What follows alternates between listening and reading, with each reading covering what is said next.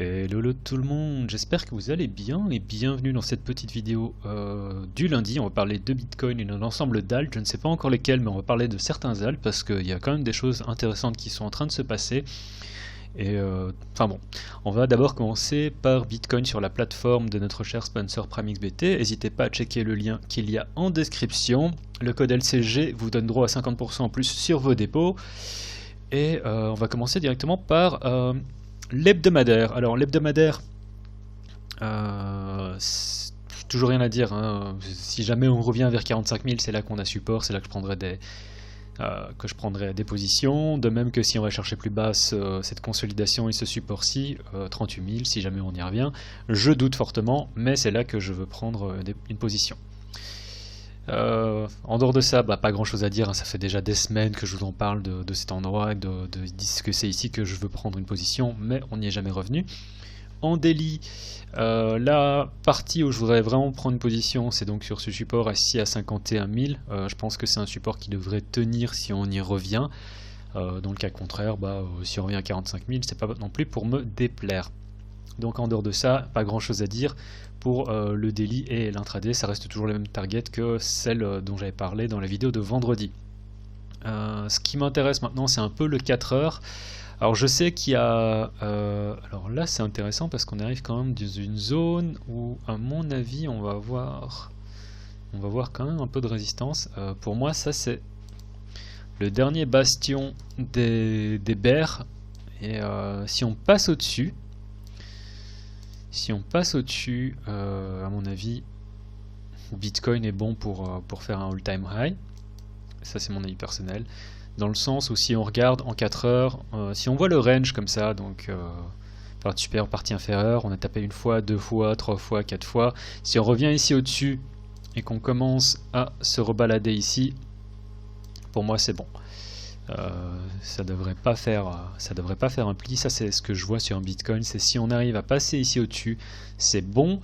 Ceci dit, il faut faire attention dans le sens où ça, comme j'ai dit, c'est le dernier bastion des bears, et même si je pense qu'on est en train de trader avec du volume, il faut attendre la clôture. Et ça, je vais en parler de la clôture aussi parce qu'il y a quelqu'un qui m'a demandé sur Twitter, qu'est-ce que tu entends par clôture en 4 heures?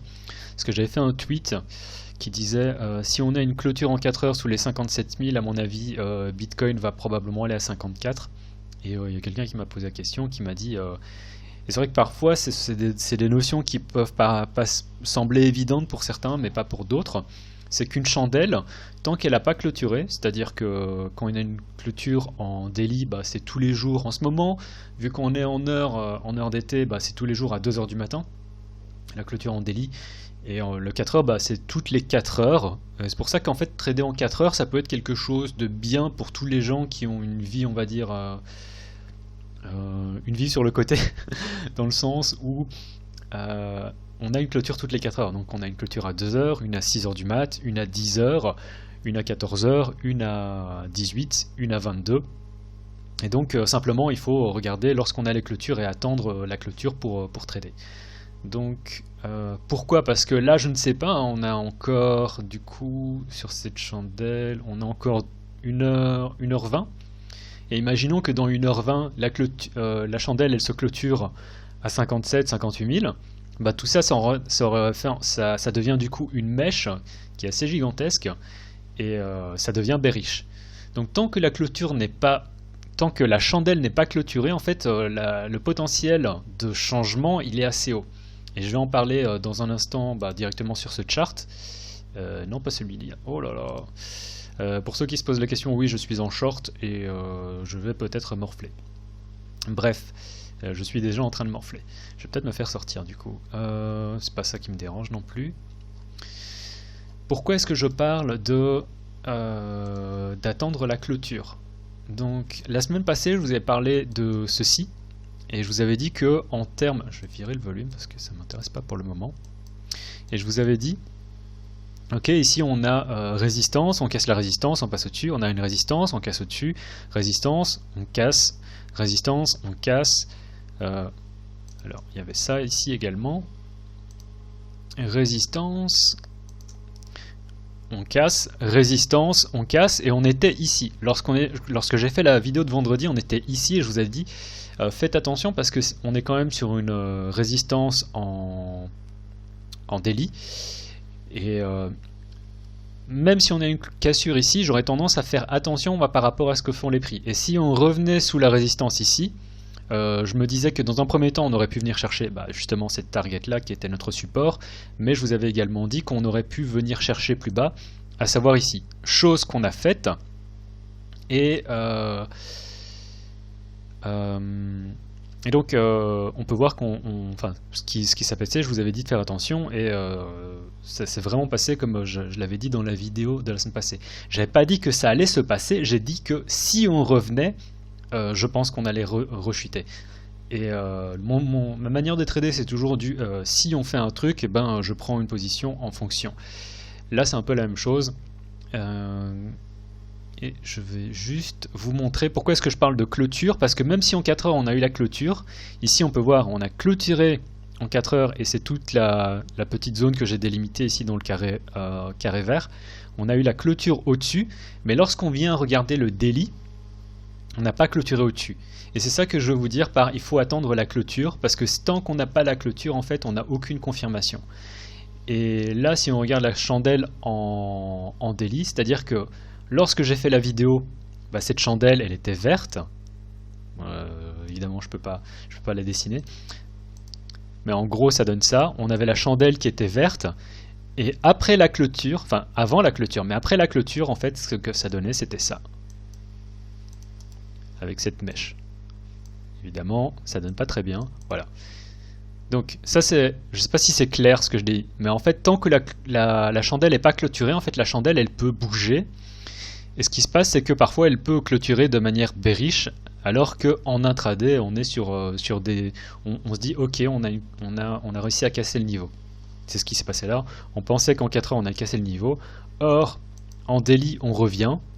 On a la clôture en daily, on se rend compte qu'on arrive sur quelque chose qui n'est pas super bullish. Et ensuite à ça, on a une correction. Donc voilà. Et donc pour revenir vers l'analyse en 4 heures sur ce chart, comme j'ai dit ici, on a clairement cette petite consolidation avant la chute qui est notre dernier bastion, le dernier bastion des bears. Et au-dessus de ça, je pense qu'on arrive tout simplement vers le all-time high. Le stop pour... alors moi je suis déjà short, mais du coup pour ceux qui veulent shorter, le temps que je poste la vidéo ce sera peut-être mort ce setup, mais l'idée c'est de se dire ok, on peut faire un truc comme ça, et l'idée c'est vraiment de venir chercher ici les 54 000, donc ça fait quand même un trade à 4R, et c'est pour ça que je me permets de le prendre. Pourquoi aussi alors pourquoi est-ce que je pense que si on n'arrive pas à passer ici au-dessus, je pense qu'on va revenir à 54K? Tout simplement parce que justement on a essayé une fois, deux fois, trois fois, enfin on a essayé plein de fois de casser support. Si on n'arrive pas encore cette fois-ci, je considère vraiment qu'on a une inefficience de la part des boules de récupérer, d'aller vers le haut, et je me dis qu'on va venir taper encore une fois ici. Alors on a tapé une fois, deux fois, trois fois, ce support là ne tiendra pas, et à mon avis on va aller chercher tout simplement le prochain qui se situe aux alentours 55 voire 54, et c'est pour ça que je vois ça comme ça. Du coup pour les longs, il faudra vraiment attendre pour moi qu'on revienne davantage ici, voir tout simplement que si on a une cassure au-dessus, il faudra attendre encore en daily qu'on vienne casser au-dessus des 59 000. Et si on a ce scénario, donc un scénario short, c'est là où on est actuellement. Scénario long, si on arrive à passer au-dessus des 59 500, avec une clôture au-dessus des 58 500, je considère que là on est bon. On va étendre ceci. Ça c'est le premier setup long, le deuxième setup long il est là, sinon ça c'est un setup short, là où on est actuellement. Je ne sais pas où est-ce que les prix en seront lorsque je posterai la vidéo, et on verra bien. En attendant, ça en daily c'est assez joli, donc waouh, vraiment rien à dire là-dessus. En daily, ouais, il faut voir le range comme ça. Comme j'ai déjà dit, moi je suis déjà en position short et je suis underwater, et ouais, on va voir. L'idée c'était vraiment de de jouer ça ici, comme ça. Enfin, du coup, mon stop se met plutôt là, et ça ferait 3 R. 3 R de gain. Bah, j'espère que je vais peut-être sortir, hein, parce que honnêtement, il y a quand même l'air d'y avoir pas mal de force. Ça c'est Bitstamp, donc on s'en fiche. Ouais, il n'y a pas tant de volume que ça. Donc à voir comment est-ce qu'on va clôturer en 4 heures. Ça c'est intéressant aussi de regarder hein, la clôture ici en 4 heures, parce que si maintenant on vient clôturer à 57 000, là on aura du coup une grosse mèche, et ce serait pas bullish du tout, ce sera même assez bearish, et à mon avis on va venir chercher beaucoup plus bas. À voir. Et comme j'ai dit, bon bah la première cible, tiens c'est marrant parce que c'est pas du tout les mêmes niveaux sur les différentes charts.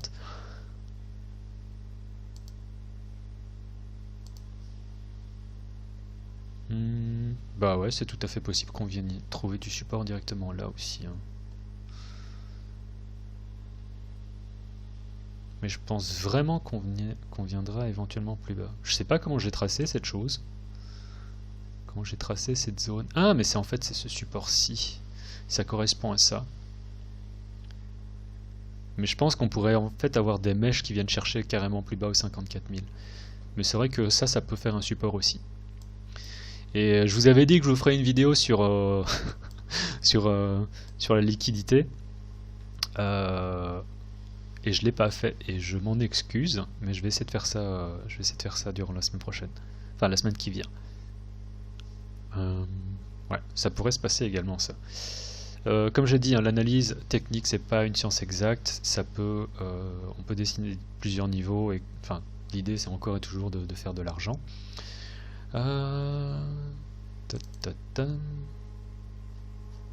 Alors Ethereum contre Bitcoin se porte toujours très très bien, je suis toujours dans une position là-dessus. J'espère également qu'on va continuer à monter, et l'idée c'est bien sûr de au moins venir chercher ça ici, voire de le dépasser et d'aller chercher beaucoup plus haut. Donc Ethereum, moi j'ai toujours rien à dire, hein. Je suis toujours en position là-dessus, je considère que c'est toujours très très positif. J'ai quand même pris une partie de profit, enfin une partie de profit, c'est-à-dire que j'avais acheté, je sais plus où, quelque part ici. J'ai pas vendu ici, cette fois j'ai quand même pris des profits, mais je suis toujours en position de ce que j'ai pris là. Juste histoire que si jamais à un moment on a un mouvement fuck-up de genre là, je rachète plus bas, mais j'ai pas envie j'avais pas non plus envie de rester là. Là, je suis bien en profit, donc je m'en fiche. Et voilà. Mais sur cette position-là, je suis sorti parce que je me suis dit, ok, j'ai pas envie de tenter le diable. Ethereum, ouais. Ben, je pense toujours qu'on va aller chercher 2005, voire 2008, donc on est en attente. Litecoin, oh là là, ça fait rien du tout. Je suis dégoûté de ce trade. Je vais pas en parler. UTK a l'air de vouloir bouger, petit à petit, mais a l'air de vouloir bouger. On n'arrête pas de taper, hein. On peut voir. Hop, hop, hop. Là, on a des rejets, mais une fois qu'on est au-dessus, à mon avis, ça va voler cette chose-là. Donc, en attente, mais toujours bien. News Crypto, je ne veux pas en parler. Solana a atteint toutes les targets pour moi. On pourrait continuer à aller plus haut, mais je pense qu'on va partir sur davantage une consolidation. À voir. Raydium pourrait peut-être faire quelque chose. Là, il faut regarder en 4 heures parce qu'on a très peu. C'est encore un truc qui fait partie de l'écosystème Solana. Et à mon avis, ouais, on pourrait continuer vraiment faire un truc assez sympathique sur Raydium. Donc ça a surveillé pour moi. Enfin, il n'y a pas que ça, hein, XRP aussi. Oh là là. J'ai pas eu mon entrée. Je dis oh là là parce que j'ai pas eu mon entrée. Je suis dégoûté. On a un côté avec le pump qu'on a eu. C'était pas étonnant. Donc, ouais. Dommage. Ce que je voulais vous dire, c'est si on revient à 67, je prends une position et l'idée c'est vraiment d'aller plus haut. Bon, on a la cassure déjà. Donc, il faudra attendre. En dehors de ça, je vous avais partagé un trade sur Twitter qui était Ave. C'est un trade en daily, donc ça va prendre des jours, peut-être des semaines, je sais pas, mais c'est le genre de trade que vous voulez prendre si vous êtes père de famille et que vous n'avez pas le temps pour les cryptos. C'est-à-dire que là, on peut voir que Ave, donc depuis les plus hauts, il a retracé quand même de 60%, que ça c'était le niveau en hebdo, donc niveau de résistance en hebdo, on est passé en dessous, on a une tentative de repasser au-dessus. Pour moi c'est suffisant à partir du moment où on le tient en daily. Je me dis ok, je prends un trade et l'idée c'est de viser dans un premier temps ici les 8000 sats en me disant que je prends une moitié de position ici, puis soit je remonte le stop ici, soit je remonte carrément le stop à break-even.